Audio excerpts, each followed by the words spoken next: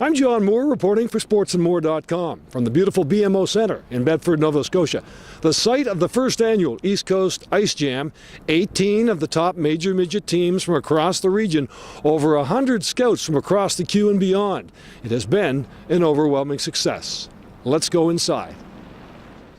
Yeah, John, I think it's more than fair to say that the tournament has met our expectations to date, and on a lot of fronts, including attendance and media coverage, it's surpassed expectations. And as you pointed out, first-year event, there's always iffiness and wondering how it's going to get off the ground. I think a number of factors here, not the least of which is the timing.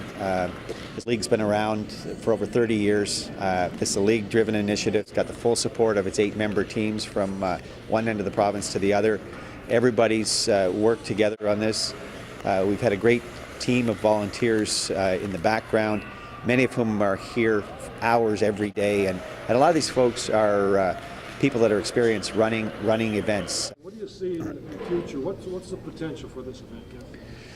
I think we coming out of this year with 18 teams, we've got our foundation in place.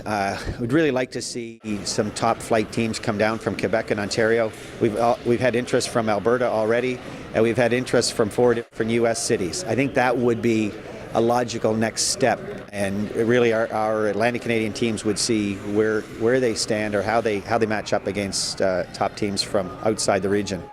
Well, it's a great opportunity for us to have a look at most of the teams, if not all the teams in the Maritime, midget teams in the Maritimes. It's almost like one-stop shopping. It's a great facility.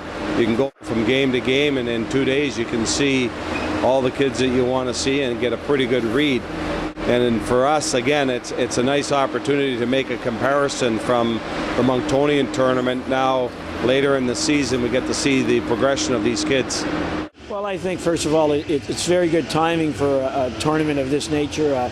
We've seen everybody in the Monctonian in early November, and I think when you probably move into the Monctonian, you're looking more at the entire rosters.